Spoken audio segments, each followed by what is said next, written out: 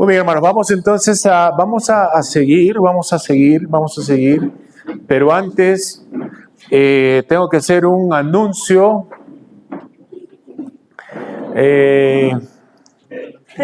Mañana va a haber reunión.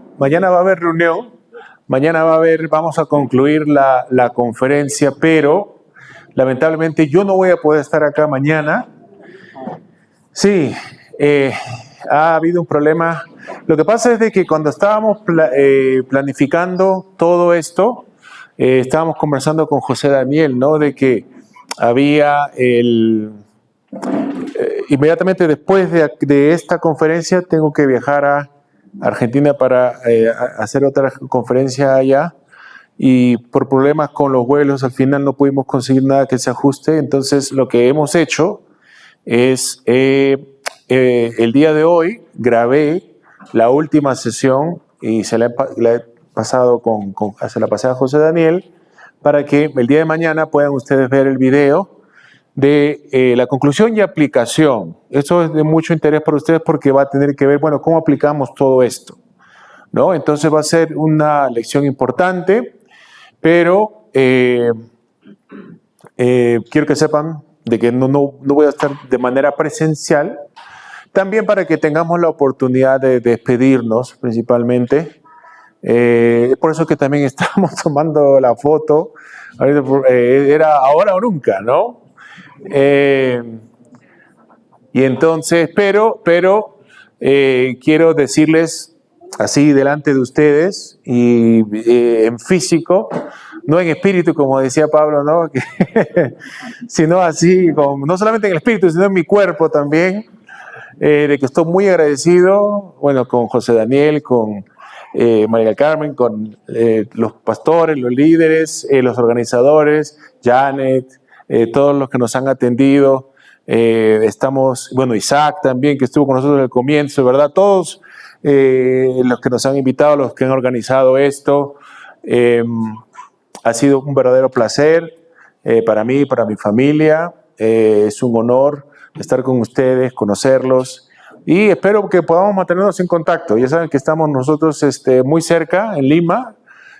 Trabajamos como misioneros justamente enseñando, yendo a diferentes lugares. Básicamente es un ministerio de educación teológica, ¿no? Por eso como profesor de seminario, pero también viniendo haciendo conferencias por aquí y por allá. Pero gracias nuevamente por el amor, por la hospitalidad, por las atenciones, por la invitación. Espero que podamos quedarnos en contacto, y mi oración es de que lo que estamos viendo realmente pueda ser de utilidad, beneficio para ustedes, para sus ministerios. Y recuerden, el día de mañana sí he preparado el video para que ustedes puedan ver la aplicación, cómo se pueden aplicar estas cosas al ministerio. Pero, como digo, quería despedirme de manera presencial. Así que gracias por todas las atenciones, hermanos. Y vamos a ver entonces cómo es que termina esta historia. Que realmente no es que termina, ¿verdad? Porque seguimos en esta historia. Nosotros también somos partícipes, pero lo que quería que veamos en esta última sesión, como digo, mañana es conclusión y aplicación.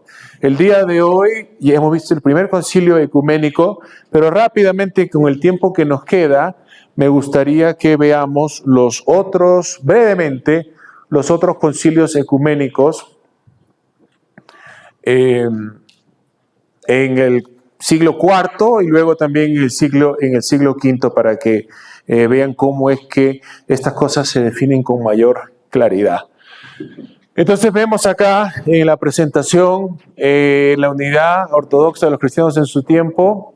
Como yo les dije, el problema después de Nicea es que el concilio realmente no resuelve la controversia, no resuelve el debate. Y el problema es de que este término que se introdujo y se inmortalizó, por decirlo así, en el credo, ¿cuál era el término? Homoousios. Lo tienen que saber, ¿ah? Eso se lo tienen que saber de cajón. Homoousios. ¿Y qué significa homoousios? De la misma esencia, la misma sustancia, la misma naturaleza. Muy bien. Fíjense, no quiere decir, para que tengamos cuidado, para no caigamos en herejías sin querer queriendo, no quiere decir que es la misma persona. Padre e hijo no son personas, no son la misma persona. El Padre envía al Hijo y el Hijo viene y muere. El Hijo no es el que es crucificado. Perdón, el Hijo es el que es crucificado, el Padre no, ¿verdad? Entonces hay esa distinción, pero hay una unidad esencial en naturaleza, en esencia. El Padre, Hijo y Espíritu Santo están unidos, hacen todo juntos, no se les puede separar. Cuando uno ve los atributos de uno, ve también los atributos del otro, porque tienen la misma esencia y por eso hablamos de un solo Dios. Pero, ese término de homoousios, después del Concilio de Nicea no estaba del todo claro qué significaba y cómo es que debía entenderse. De hecho, durante el Concilio de Nicea hubieron obispos que no pensaban de que era una buena idea usar ese término, porque ese mismo término había sido condenado en un concilio provincial previamente, porque tenía asociaciones heréticas, lo habían usado en un sentido modalista, Yo creo que es bueno que expliquemos brevemente acá, cuando hablamos del modalismo, a ver, para que no caigamos nosotros en confusiones, ¿verdad? A veces nosotros usamos ilustraciones para explicar la Trinidad y a veces nos metemos en problemas, porque encontrar algo en esta vida terrenal, temporal, humana, que sea igual a Dios y su relación entre las personas va a ser imposible, ¿verdad? Pero entonces, ¿cómo es que a veces se interpreta o se explica la Trinidad? Esto es una manera errónea de explicar la Trinidad, ¿ok? Y lo digo para que todos estemos claros. A veces se dice lo siguiente, ¿verdad? Dios es como pues nosotros, ¿verdad? Yo ahorita que estoy dirigiéndome a ustedes, asumo un rol de ¿qué? ¿Yo qué soy para ustedes en este momento? Profesor, ¿verdad? Pero termina esta sesión, me voy al cuarto que me han provisto, al departamento que han provisto, me recibe mi esposa y ya no soy profesor, sino que soy esposo. Mis hijos espero que ya estén durmiendo todos, pero cuando se levanten el día de mañana, me van a saludar. ¿Cómo me van a ver a mí? Papá. Entonces, a veces se explica la doctrina de la Trinidad diciendo de que Dios es así, ¿no? Que a veces es Padre, a veces es Hijo, es la misma persona, pero a veces es Espíritu, ¿no? A veces, tal vez lo podemos haber hecho nosotros usado esa explicación con la mejor de las intenciones, hermanos, pero cuando nosotros decimos eso, lo que estamos diciendo, estamos explicando el modalismo, porque ahí se habla de una sola persona. ¿Se dan cuenta de la diferencia? Eso la iglesia lo rechaza y lo condena como una herejía. Eso es el modalismo, ¿verdad? La doctrina de la Trinidad, como digo, enseña tres personas con un solo Dios, porque tienen la misma esencia, naturaleza, los mismos atributos, las mismas características. Si el Padre no es el Hijo, ni el Hijo es el Padre, ni el Hijo es el Espíritu Santo, pero todo lo que el Padre es, el Hijo es, y todo lo que el Padre es, también el Espíritu es. O sea que si el Padre es bueno, el Espíritu es bueno, el Hijo es bueno. Si el Padre es todopoderoso, si el Padre es omnisciente, el Hijo, el Espíritu son omniscientes. Si el Padre es omnipresente, igualito, ¿verdad? Y por eso aplicado a la eternidad. Y aparte se dice, como digo, que ellos actúan juntos y no se les puede separar. En todo lo que la Trinidad hace, la Trinidad lo hace junta. Y por eso hablamos de un solo Dios. Ok, para aclarar eso, ¿no? Es bueno. Pero entonces, entonces ahora que hemos entendido estas diferencias, la palabra homoousia había sido usado previamente en un sentido modalista. Ya saben lo que es el modalismo, ¿no? Entonces, por eso algunas personas no les gustaba eso. Entonces, lo que finalmente se hace, se le cambia el sentido, se le da un sentido más ortodoxo, Pero lo que esto ocasiona es de que haya confusión entre los obispos y que no sepan realmente ni siquiera cómo interpretar, cómo tomar las palabras del credo de Nicea, ¿verdad? Aparte de todo eso, como hay esta confusión, hay personas que solamente firman el documento. Sí, estoy de acuerdo, pero en verdad ellos piensan diferente, ¿verdad? No hagan eso ustedes, pastores, amigos, hermanos, ¿verdad? No digan gran cosas cuando en verdad no las creen, ¿verdad? Sean honestos. Pero algunos de estos también no eran honestos. Obviamente también yo decían, no, ¿a poco me quiero ir al exilio, verdad? Entonces, pasaba un poco de eso. Y entonces, ¿qué es lo que pasa? Que los arrianos no desaparecen. No desaparecen. Estas pugnas sí persisten. Y entonces, ¿qué pasa? Que el mismo Constantino, recuerden, ¿cuál era el ánimo de Constantino cuando convoca a la iglesia? Mantener a la iglesia unida. Entonces, como ve que no puede ponerle fin a este problema, entonces comienza a mostrar un poco de tolerancia, ¿no? Y entonces los aguanta, en algunos casos los favorece, estos obispos, los hijos de Constantino. A propósito, el obispo que lo bautiza a Constantino antes que se muera, Constantino, era un obispo arriano, ¿verdad? Entonces ya se dan cuenta del tipo de problemas que tenemos acá. Los hijos de Constantino se tiran para el arrianismo también, ¿saben? Y acá es donde se ven los problemas de mezclar la iglesia con el Estado. Porque ¿qué pasa acá también? Entonces, cuando el nuevo emperador es un hereje, ¿qué es lo que va a hacer? Él va a querer sacar a los obispos ortodoxos y poner a los obispos que crean como él. Entonces esto crea un tremendo problema para la iglesia, ¿no? Entonces acá es cuando realmente sobresale la labor de ciertos obispos, maestros, apologistas de la sana doctrina, de la doctrina de Nicea, de homoousios, que en estas décadas después de Nicea trabajan arduamente para tratar de enseñar el sentido correcto, que todos se pongan de acuerdo, unificar a la iglesia. Los capadocios también explican todas estas cosas con mayor detalle. Y finalmente pues comienza a surgir este consenso de los obispos en contra del arrianismo, ¿verdad? Surgen diferentes versiones del arrianismo también, y aquí es donde también surge la figura de Teodosio.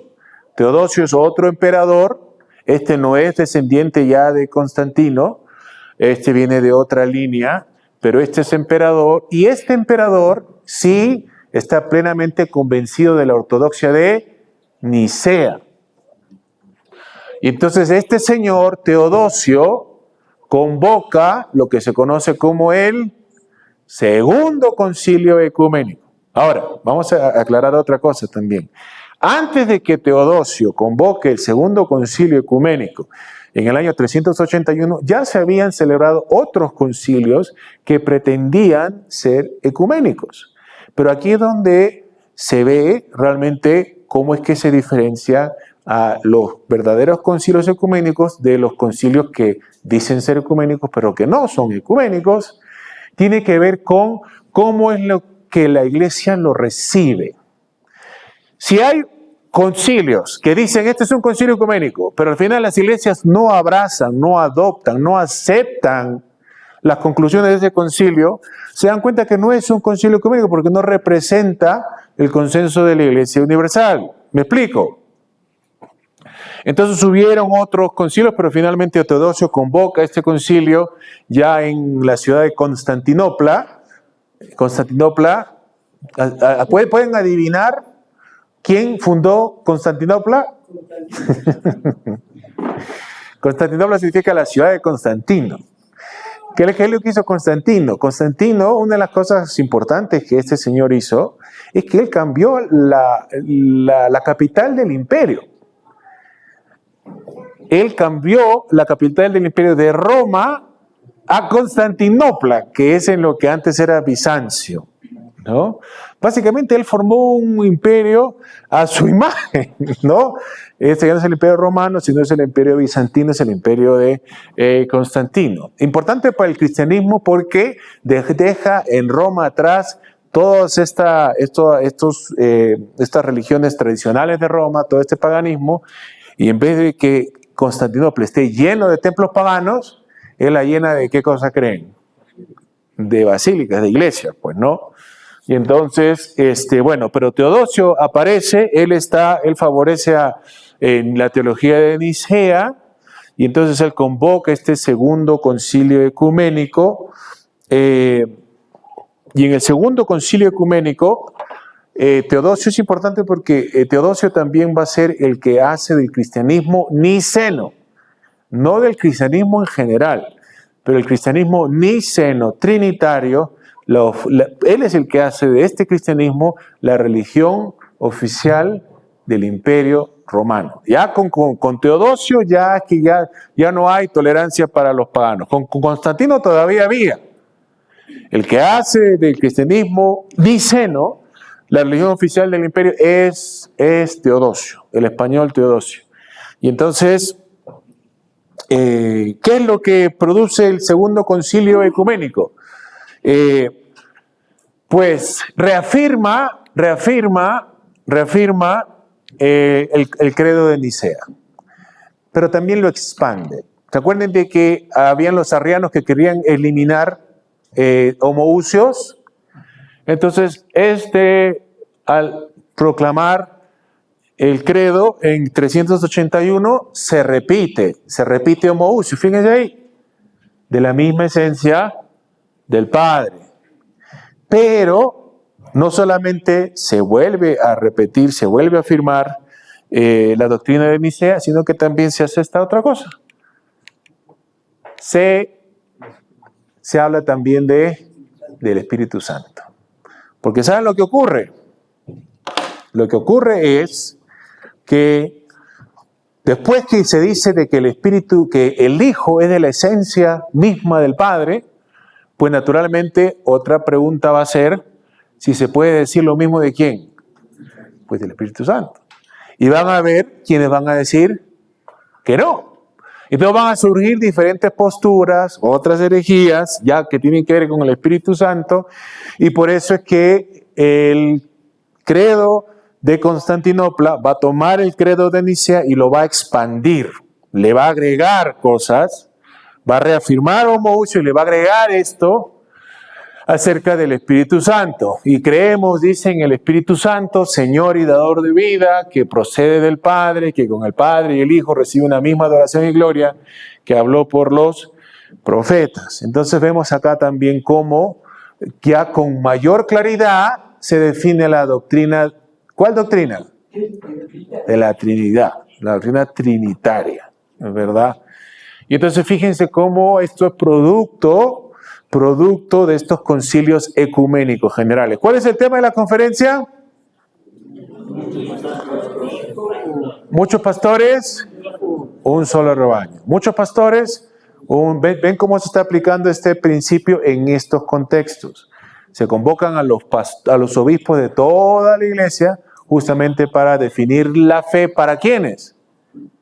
Es un concilio ecuménico. ¿Para quién se define esto?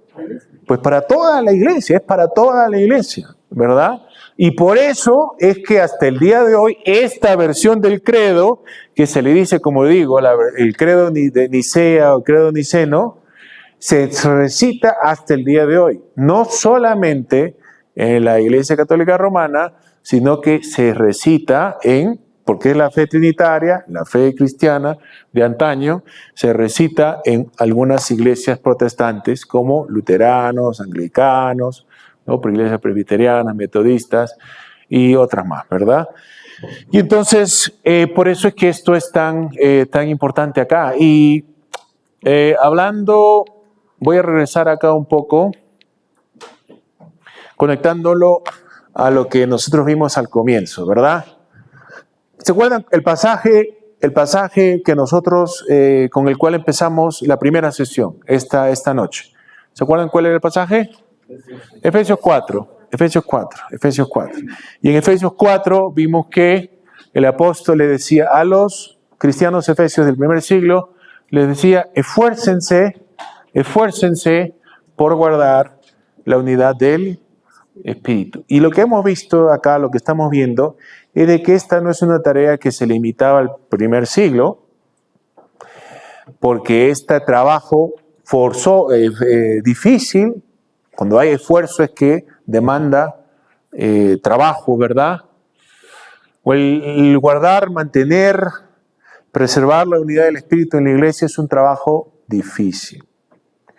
Porque divisiones, pleitos, problemas hubo en el primer siglo cuando Pablo le escribía a los cristianos de Éfeso.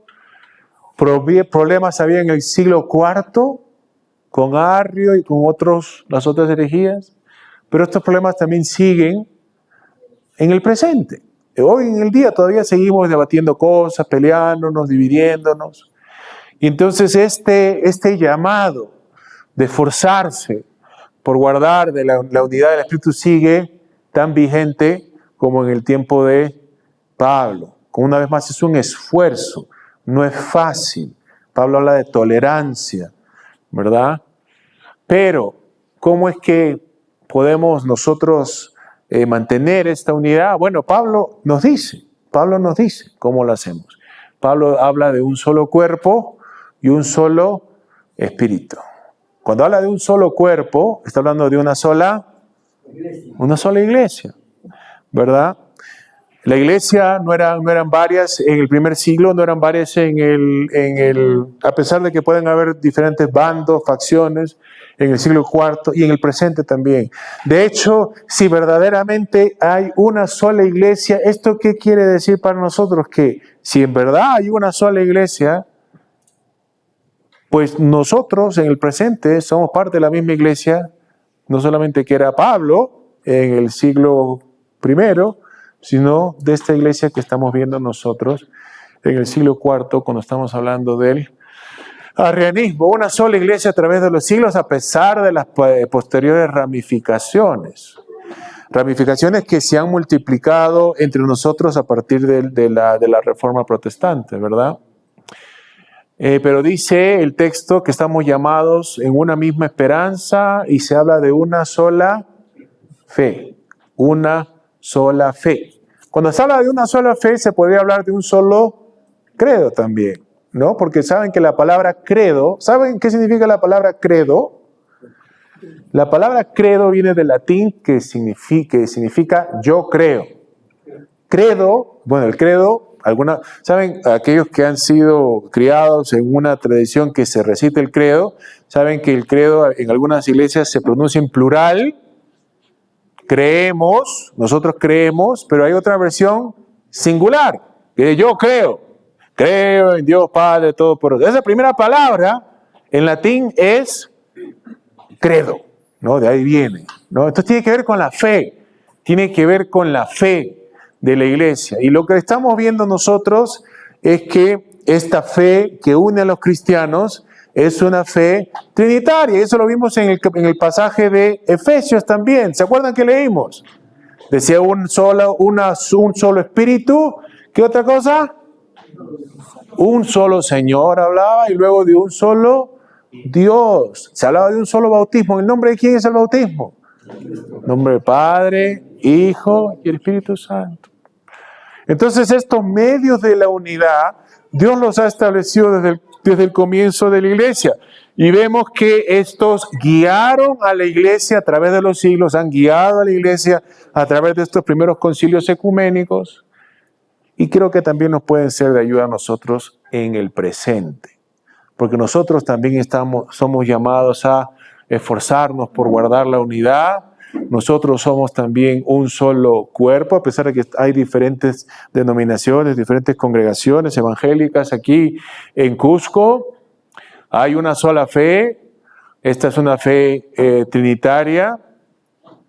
Y vemos aquí también pues que en el texto de Efesios dice que Él dio a pastores y maestros, y dice hasta que todos lleguemos a la unidad de la fe. O sea, los pastores nos tienen que ayudar, los maestros, justamente a centrarnos en esta fe. Y entonces, ¿qué relación tiene con nosotros en el presente y este llamado que tenemos de esforzarnos?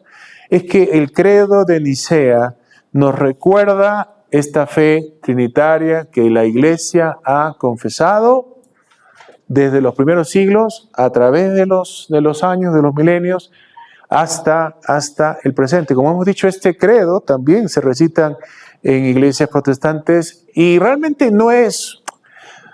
no estamos diciendo que lo importante es decir exactamente este credo con estas palabras. Estamos hablando de la fe trinitaria que este credo testifica. ¿Me explico? Es importante para nosotros porque este credo también nos ayuda a identificar el centro de la fe cristiana, los puntos cardinales que nosotros creemos que los cristianos han confesado a través de los siglos. Y esto nos ayuda a identificar a los hermanos, pues, que son parte de esta única iglesia, ¿verdad? Como hemos dicho, nosotros venimos de diferentes trasfondos acá. Venimos de diferentes congregaciones, venimos de diferentes crianzas. Pero yo espero que todos acá estemos de acuerdo en la fe trinitaria de la iglesia, Padre, Hijo, Espíritu Santo, un Hijo que es eterno con el Padre, que fue encarnado, que fue crucificado por nuestros pecados, que resucitó al tercer día, que subió a los que está a la diestra del Padre, que vendrá a juzgar a vivos y muertos, que su reino no tiene fin.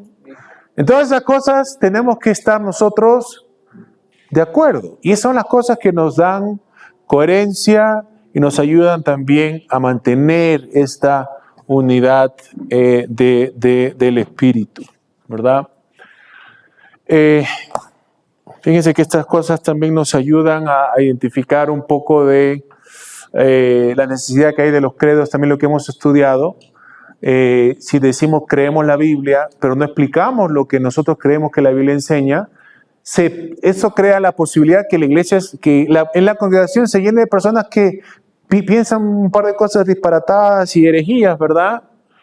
Y también nos recuerda esto de que estas preguntas no las estamos haciendo nosotros por primera vez en el presente.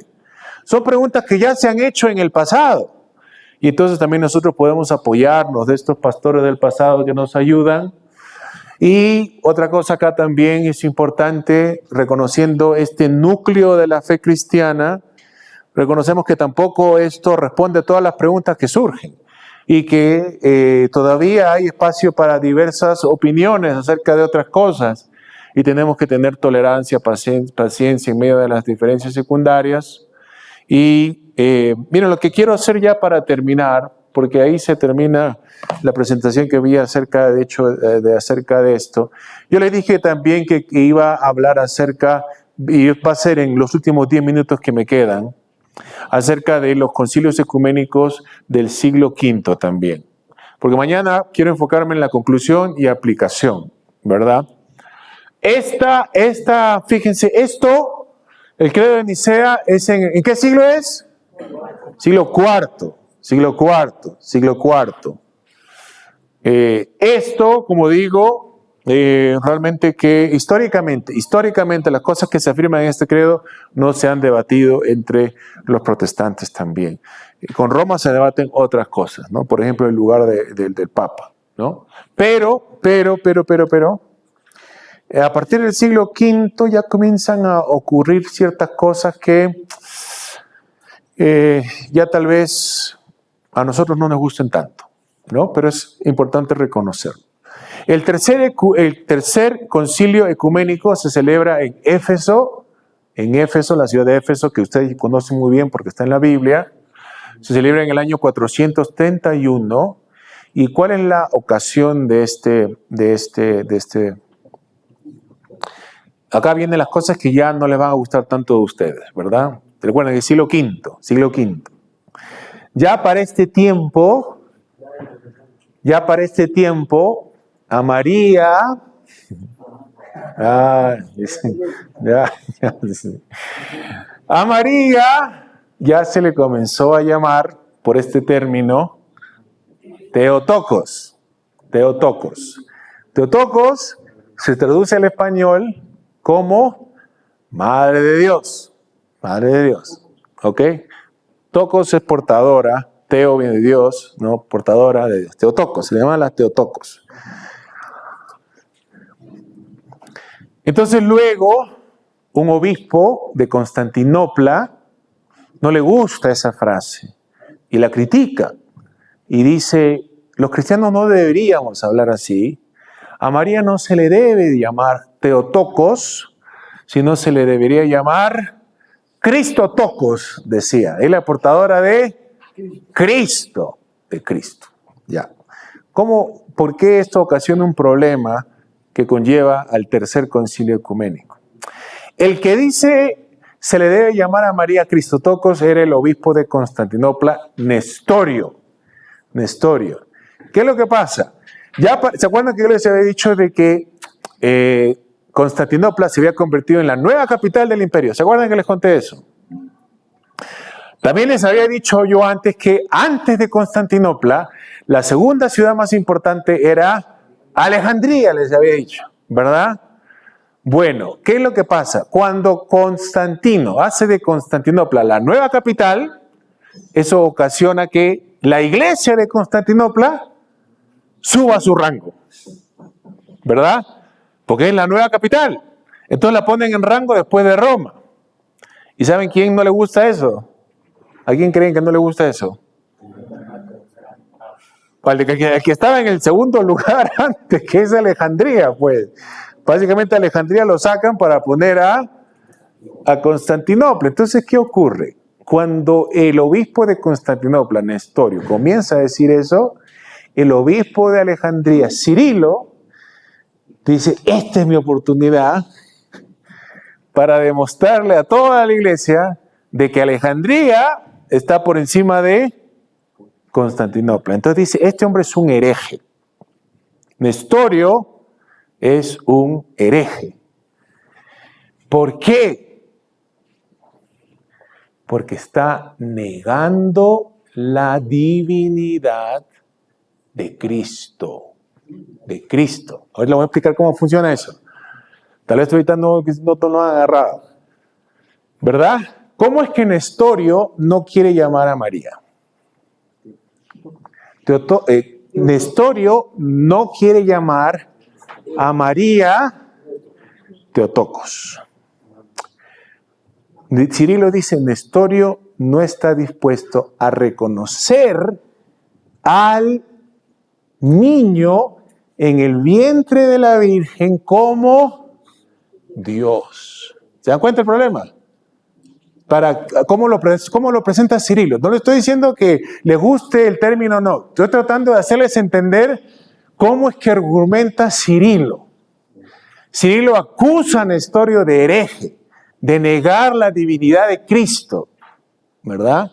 Entonces, se reúne el tercer concilio ecuménico, que lo hacen bien rápido porque Cirilo mueve las piezas acá para que se haga bien rápido. ¿Qué creen que concluye? Esto yo le dije que no les iba a gustar mucho, ¿verdad? El tercer concilio ecuménico, ¿qué concluye? ¿A quién le da la razón? ¿A Nestorio o a Cirilo? ¿Qué creen? Le dan la razón a Cirilo. Y lo condena a Nestorio como un hereje. Hasta el día de hoy, en los libros de historia, Nestorio aparece como un hereje. Así como se habla del arrianismo, se habla del nestorianismo. Se le condenó a Nestorio. Y digo que esto es triste también porque yo creo que me parece que acá lo que motiva más a Cirilo es una motivación más política de querer ponerse por encima de... Yo creo que si en verdad hubiesen ellos estado, la intención hubiese sido vamos a ponernos de acuerdo, yo creo que sí se podían poner de acuerdo. Porque, ¿saben? Una de las cosas que pasa aquí es de que hay toda una serie de iglesias que no le dan la razón a Cirilo y se decantan por Nestorio. Y algunas de estas iglesias siguen existiendo en el presente, por Irak. Como no están acá, nosotros no las conocemos, pero son iglesias que le llaman iglesias nestorianas. Entonces son iglesias que se han dividido del grueso del cristianismo. Y entonces cuando uno habla con estas iglesias en el presente, ellos van a afirmar la divinidad del Señor Jesucristo. Entonces, por este tipo de cosas, yo creo de que si la intención hubiese sido, vamos a ponernos de acuerdo, yo creo que sí se pudieron haber puesto de acuerdo. Pero me parece acá lo que motivaba a Cirilo no es solamente lo que él decía que era el deseo de demostrar o salvaguardar la ortodoxia, sino también demostrar que Alejandría, que el obispo de Alejandría está por encima del obispo de Constantinopla. Pero lo triste de esto es que a partir de este tiempo se dispara la devoción ¿a quién? A María. Porque fíjense lo que pasa aquí, esto ya es más triste, ¿verdad? Después de Nicea, si usted quiere demostrar su ortodoxia, si usted quiere demostrar que usted es un cristiano de sana doctrina, ¿cuál es la palabra que va a tener que usted usar para demostrar que usted es de la ortodoxia? Homoousios, claro. Después de Nicea, si usted quiere demostrar que usted es un cristiano ortodoxo, va a tener que usar y reusar el término homoousios para referirse a Cristo. ¿Pero qué pasa después de Éfeso?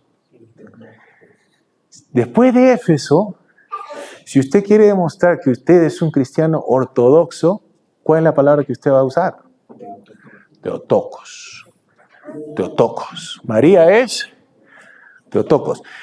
En ese tiempo no se le atribuyen a ella todas las cosas que se le atribuyen en el presente, pero por ahí se empieza.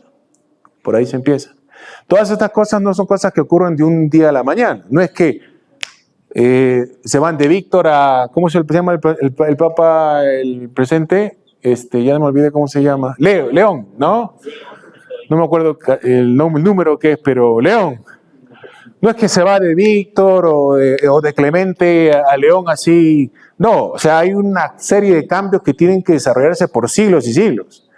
No estoy diciendo que en este momento la iglesia tenía toda esa mariología que hay en el presente, pero se empieza por ahí.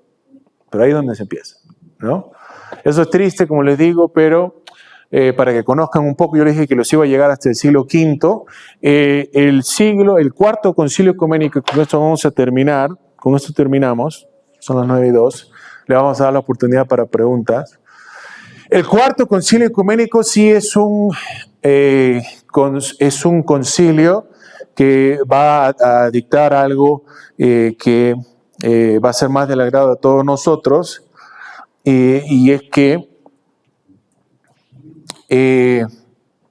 a Nestorio se le acusaba de separar la naturaleza de Cristo. O sea, le decía, ¿por qué Nestorio? La gente decía, ¿por qué Nestorio tú no estás dispuesto a decir, a afirmar que el niño en el vientre de la Virgen es Dios?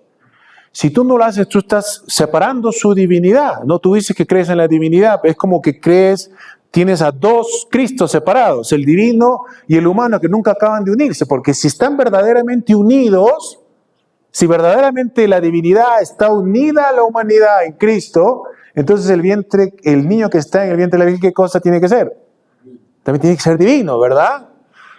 Y entonces, justamente con ese ánimo de refutar a Nestorio, para afirmar la divinidad de Cristo, surgió una corriente que decía de que en Cristo solamente hay una naturaleza, ¿no? Que la divina absorbe a la humana. Y entonces eso es un problema, y entonces causó controversias, y al final, para hacer el cuento bastante corto, lo que concluye el cuarto concilio ecuménico, que es el 451 de Calcedonia, es que se tiene que afirmar de Cristo, y esto sí lo afirman, todas estas cosas se han afirmado históricamente en el protestantismo también, que de Cristo se tiene que afirmar una persona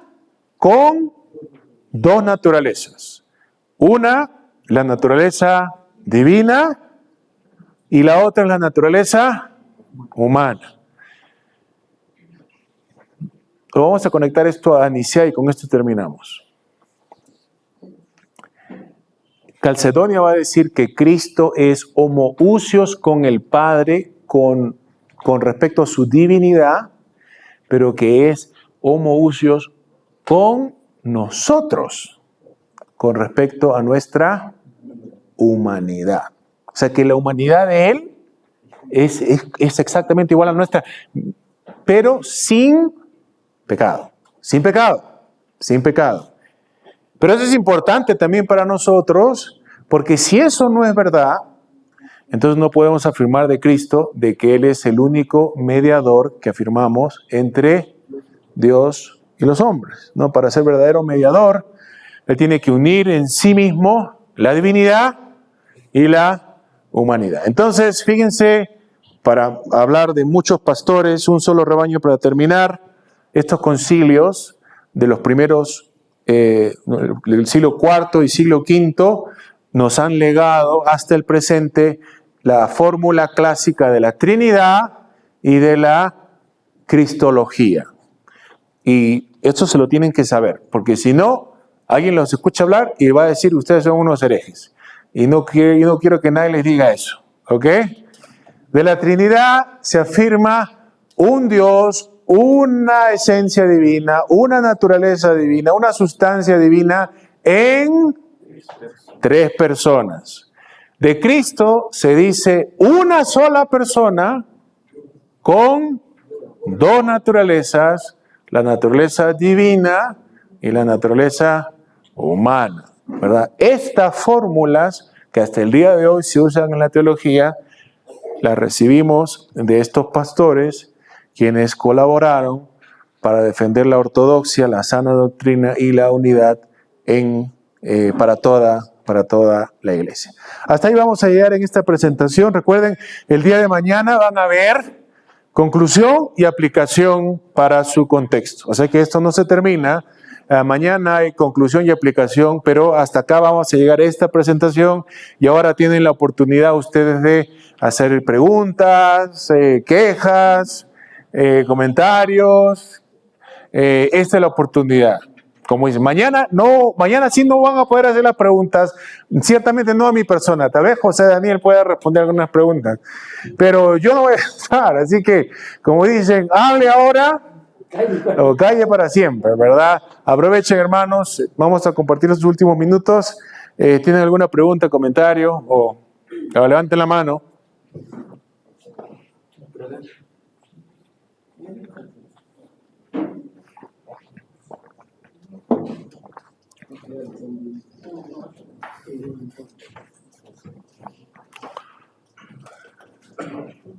Buenas noches. Quiero hacer una pregunta. Sí. No he estado interesado en saber, ¿no? La iglesia verdadera, de repente no peca la palabra, ¿siempre ha sido clandestina? No, yo diría que no. Porque, miren, cuando yo lo estoy contando acerca de los obispos de Nicea, vamos a ver solamente lo de Nicea, para que veamos cómo no podemos afirmar eso. Porque a veces se dice eso, pero ¿cuál es el problema con afirmar eso? ¿Quiénes fueron los obispos que participaron en el primer concilio ecuménico, el concilio de Nicea? Fueron obispos que hasta hace un par de años, antes de Nicea, estaban siendo perseguidos por su fe. Estos son los obispos que antes de que Constantino legalice el cristianismo, eran la iglesia perseguida.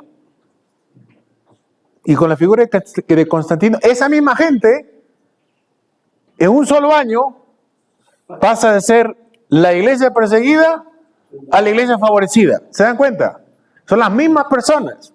Las mismas personas. Entonces, el decir de que la iglesia verdadera siempre tiene que ser clandestina, no. Le voy a dar otro ejemplo, para que si por si acaso no están convencidos todavía. ¿A cuántos de ustedes les gusta Lutero? No sé, tal vez no sé, les guste, tal vez. ¿A cuántos levanten la mano si les gusta Lutero? ¿Les gusta Lutero? Muy bien. ¿Algunos de ustedes les gusta Lutero? Para aquellos que no conocen quién es Lutero, él es el reformador alemán que se le atribuye el inicio de la Reforma Protestante, ¿verdad? Ustedes saben de que la reforma que él, obviamente a él lo perseguía la Iglesia Católica Romana. A él lo querían quemar, ¿verdad? Lo querían quemar en la hoguera. Pero finalmente su comunidad alemana va a adoptar su reforma y la iglesia luterana se convierte en la iglesia oficial de esos territorios. Entonces a Lutero lo quiere quemar el Papa, pero en su territorio no es la iglesia perseguida, es la iglesia aceptada, la iglesia oficial. Y de hecho ellos van a perseguir a algunos otros cristianos protestantes que no son luteranos, ¿no?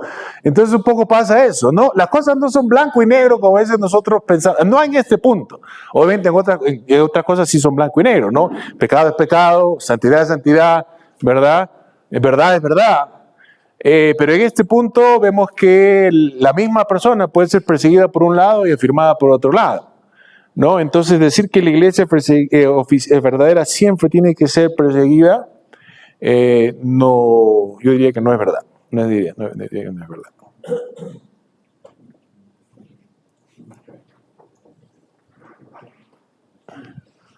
Gracias, profesor, primero por la exposición, estuvo bastante interesante. Y bueno, a mí me surgía un poco una duda. Cuando usted mencionaba que este credo viene siendo como una base teológica, doctrina principal para lo que es la Trinidad y todo y lo que creemos, de cierta u otra forma definir quién es parte de la iglesia o no en ese tiempo y ajá. ¿Cómo sería esto ahora aplicado a aquellos cristianos que también se llaman protestantes, pero que son unicitarios?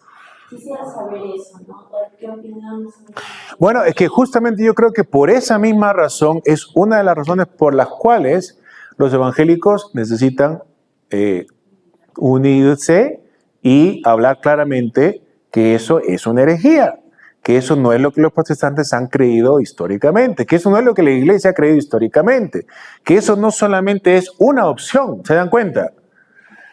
Por eso es que los pastores tienen que hacer un buen trabajo de trabajar juntos para defender la ortodoxia, pero defender la ortodoxia también significa, es como una moneda con dos caras. Si por un lado de la cara tengo que promover la ortodoxia, el otro lado de la moneda, ¿qué quiere decir? Pues tengo que denunciar o desenmascarar la herejía. ¿Se dan cuenta?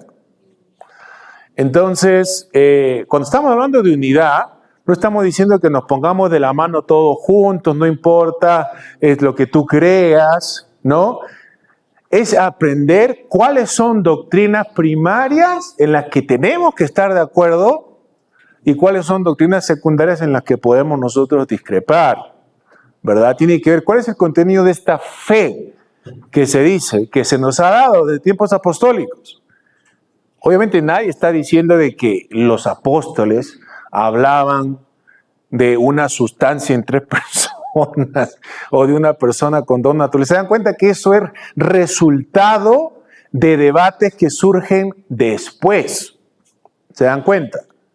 Los apóstoles no usaban esa terminología, pero nosotros no podemos quedarnos fuera de eso porque son preguntas que ya han surgido y tenemos que darle respuesta, ¿se dan cuenta? Entonces, para esto también nos ayuda pues la historia de la teología y todas estas cosas. Y entonces, porque no solamente ustedes saben de que cuando yo fui criado en Lima, ¿verdad? A pesar de que viví mucho tiempo en el extranjero, yo fui criado en Lima. Yo no me convierto y me hago un discípulo así serio de Jesús hasta después que yo me mudo, ¿verdad? Y cuando yo estaba siendo criado en los 80s, yo tengo 44 años, en los 80s yo me identificaba como católico romano, ¿verdad? Y una de las cosas que no me gustaba, ¿verdad? Es que en ese tiempo, yo creo que más antes que ahora, o eras católico romano o eras de una de las sectas. Y a todos los ponían juntos en un solo costal. Los evangélicos los ponían en el mismo costal con los testigos de Jehová, con los mormones y con otros grupos más. Ahora hay cosas que no había en ese tiempo, creo, la diosa Amar y todas estas cosas. Tenemos que tener claro que no somos lo mismo. No somos lo mismo. Y parte de lo que nos ayuda a distinguirnos es justamente que nosotros somos trinitarios históricos. El protestantismo histórico. El protestantismo histórico es trinitario. Es trinitario. ¿Verdad? Y entonces, y esto es importante. Esto es importante. ¿No? Y entonces, esto es el tipo de doctrinas que sí son primarias que tenemos que defender, creo yo, a capa y espada, ¿no? Entonces, a la pregunta de eso, entonces usted tiene que... miren, otra cosa que pasa es que también como se desconocen estas cosas, la verdad es que tampoco se predica mucho de estas cosas en la iglesia. ¿Cuándo han escuchado ustedes, y yo de manera general, un sermón acerca de la Trinidad? Que explique la Trinidad. Muchas veces no hay. Necesitamos esto, ¿verdad? Y eso lo digo para todos ustedes, para que ustedes enseñen estas cosas y compartan y también ayuden a distinguir eso, para evitar confusiones y errores serios entre los evangélicos. Porque, por ejemplo, la iglesia me dice, bueno, tal vez la hermana estaba pensando acerca de esto, ¿no? Que hay los pentecostales clásicos son trinitarios, pero luego hay surgido estos otros pentecostales que son unicitarios, que bautizan, dicen, solamente en el nombre de Jesús, y son modalistas, ¿se dan cuenta? Pero una cosa no es lo mismo que la otra, ¿verdad? Entonces, hay que tener claridad en estas cosas. Sí, hermana. Profesor, en todo caso podemos decir que la Iglesia Católica se funda sobre estas bases cristianas sólidas y después con el tiempo ya se desnaturaliza. Porque usted dijo de que la Iglesia perseguida ahora con la legalización del cristianismo hecho por Constantino pasa a ser una Iglesia protegida. Claro. Pero, o sea, yo creía que, por ejemplo, cuando Constantino legaliza el cristianismo, básicamente por fines políticos, ¿no? Sí. Más que por fines espirituales, porque aún usted lo dijo que bueno, fue bautizado ya el hecho de su muerte, Sí. por un ariano. Entonces, yo digo, no había un grupo de gente que no se adhirió a esta legalización de la iglesia, porque yo considero que, o sea, si estaban guiados por el Espíritu Santo, había un grupo de gente que no aceptaba estos concilios, por ejemplo, ¿no? Los acuerdos de los concilios, y se iban por su lado. Y usted sabe que con el tiempo el catolicismo se fue desnaturalizando. Sí, se inició por una base ahí cristiana, evidentemente cristiana, pero al momento de desnaturalizarse, supongo que hubieron personas que tenían el discernimiento del Espíritu Santo y decían, ¿cómo vamos a aceptar estas doctrinas? Entonces, antes de Lutero, tal vez se salieron de la Iglesia Católica o esperaron a la rebelión de Martín Lutero para recién, no sé, tal vez también ellos rebelarse, ¿no? Porque ya antes de Lutero, pues, ya tenían la doctrina de la Inquisición, que era completamente, por ejemplo, lo que dice el amor de Dios a tu prójimo, que era mata a tu prójimo, ¿no? Entonces, y eso se estableció por ejemplo en el año 1213. Entonces, las indulgencias y todo ello, ¿no? Entonces, yo creía que había un grupo de cristianos que no se habían adherido a la legalización del cristianismo reforma. Sí. Y que seguían esa corriente y al final se unieron, no sé, a Martín Lutero, no sé. Sí. No, a veces se dice eso. Sí, se dice, no, se dice a veces eso. ¿Sabe? Yo creo que parte de la razón por la cual se dice eso a veces es de que sí. Y bueno, para acabar, ¿qué hubiera pasado si nunca Martín Lutero se hubiera rebelado contra la Iglesia Católica? Claro. ¿Qué hubiera pasado? Sí, bueno, solamente Dios sabe qué es lo que hubiera pasado en ese caso, ¿verdad? Seguramente había un grupo de cristianos fieles, no guiados por el Espíritu Santo. ¿Sabes lo que pasa? A ver, esa teoría es popular en algunos círculos de la iglesia, pero tiene muchos problemas. Creo que el origen de eso es decir, hay que reconocer acá. Vemos las cosas que se hacían en el cuarto, quinto siglo, y lo vemos tan diferente a lo que nosotros hacemos, tan extraño, que es como que es difícil de creer de que ellos puedan ser hermanos, ¿no? Y que es como que tendrían que, o sea, tiene que haber un grupo más parecido a nosotros que tenía que haber estado ahí, ¿verdad? Entonces por eso a veces le dicen, ¿no? No, que nuestra iglesia realmente representa lo que la iglesia siempre ha hecho, pero que han sido perseguidos y todo, ¿verdad? ¿Cuál es el problema importante con esa teoría? De que no hay pruebas, no hay pruebas históricas para eso. Y si uno simplemente asume, bueno, tiene que haber habido, porque son tan diferentes a nosotros, se dan cuenta de que eso lo puede decir cualquier secta. ¿Se dan cuenta? Cualquier secta puede decir eso.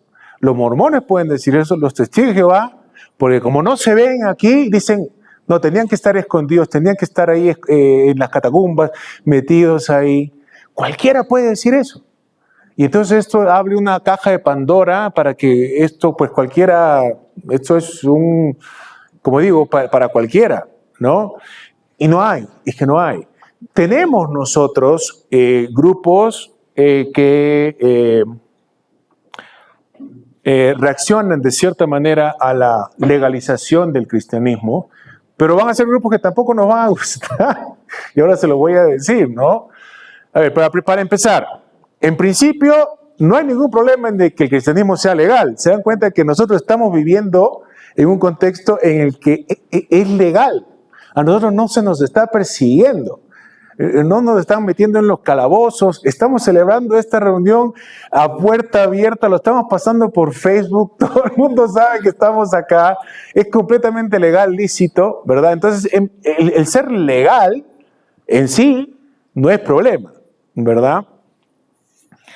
Pero si vemos grupos que reaccionaron a esto, como digo, van a ser grupos que no nos van a gustar mucho, ¿no? ¿Qué es lo que pasa? Hubieron personas que dijeron, no, pero ahora cuando el Estado favorece a la iglesia, que obviamente causa problemas, sí causa problemas. Se mete el mundo a la iglesia, se mezcla, ¿no? Estas cosas. Y en este contexto es que se popularizan los movimientos monásticos. Y la gente que, como ya no puede morir por su fe como mártir, y ve que la iglesia está un poco contaminada con el mundo, ¿qué hacen? Se aíslan y forman sus propias comunidades. Pero las comunidades que forman tampoco nos van a gustar a nosotros, porque son los monjes, son las monjas, que luego van a salir, que en tiempo de apostólicos no habían formado, no se habían organizado como lo hacen a partir de ese tiempo. Y esas personas, a propósito, se van a seguir identificando como cristianos ortodoxos en esta línea, simplemente que buscan luchar contra la carne en el desierto, pues, ¿no? Ellos pueden ver lo que Jesús hacía, ¿no? Cuando estaba en el desierto, que se va ahí para luchar con la carne, ¿no? Solamente que ellos nunca regresaban, ¿no?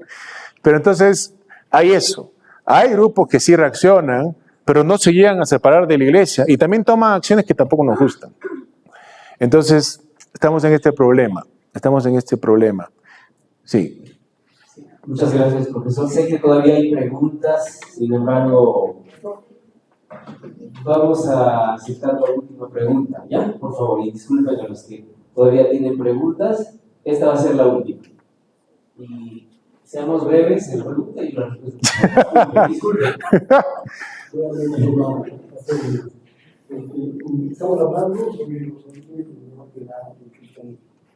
Y mi pregunta es saber hasta qué momento se considera la iglesia primitiva y en qué momento comienza a desnaturalizarse.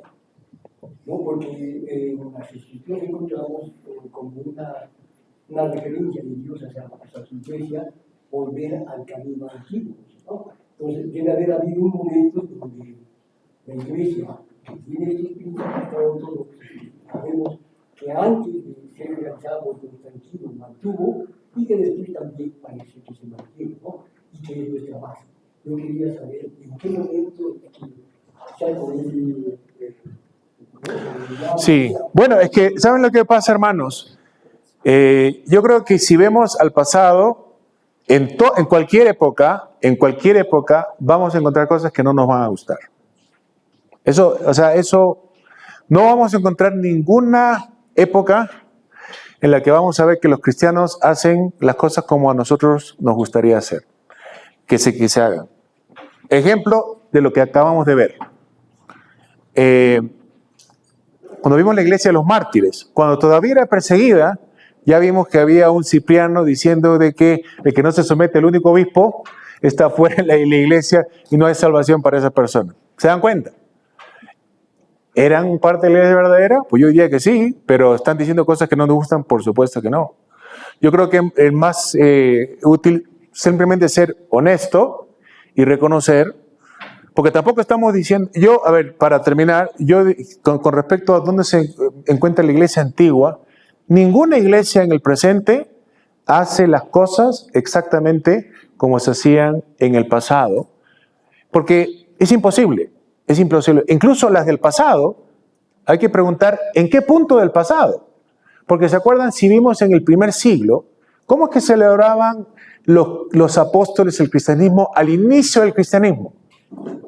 Vimos como judíos que guardaban la ley, se circuncidaban.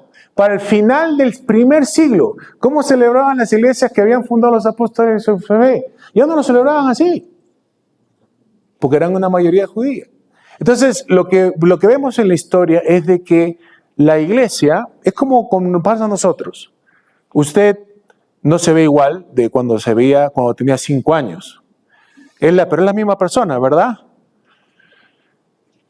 Como a todos nosotros nos pasa eso, como seres humanos. El tiempo hace que inevitablemente pasemos por algunos cambios, pero seguimos siendo la misma persona.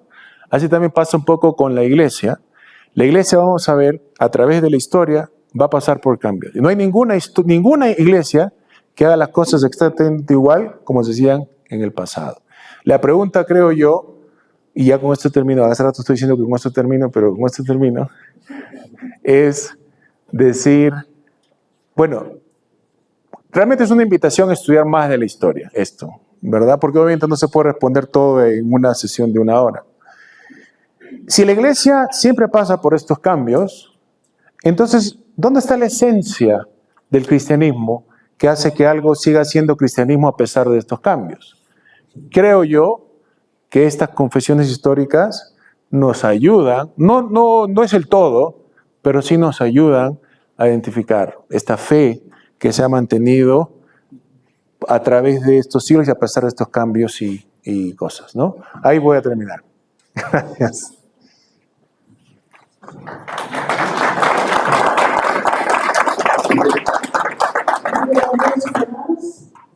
A nombre del seminario y también de todos los presentes y los que están conectados por el Zoom, queremos darle nuestro sincero agradecimiento a mi hermano Daniel por estas noches de enseñanza. Muchas gracias, hermano, por su dedicación, por ayudarnos a reflexionar en estos temas que son de interés para nosotros. Gracias por ayudarnos también en recordar el tema de la importancia de la unidad y de guardar la sana doctrina. Muchas gracias, hermano, y con este pequeño presente queremos expresar nuestra gratitud. Queremos hacer la entrega a nombre de nuestro seminario bíblico Iglesia Una Misión, este pequeño presente, pequeño, pero con mucho cariño. ¿Ya? Así es que, por Muchas favor, gracias. reciban Muchas ahí para gracias. que no solamente nos recuerden esta noche a nosotros, sino también seguro al Cusco, porque tiene detalles de nuestra ciudad del Cusco. Así que muchas Muchas gracias, gracias. docente, profesor Daniel, gracias por todo y ojalá que no sea la última, sino que, o la primera y última, sino que podamos también, ¿no? Tener más clases, más visitas suyas. Así es que, Gracias, muchas gracias. Ya, Muchas gracias. y ahora, que Daniel. Como esta es la última noche que nos vemos presencialmente, mañana no se me puede decir. Quisiera que algún estudiante que haya participado en estas conferencias, si tiene alguna palabra breve que le ha parecido, ¿no? Algo que tenga que decir, puede decir solamente. No pregunta. Sí. A ver, ¿alguien desea brindar algunas palabras respecto a qué le pareció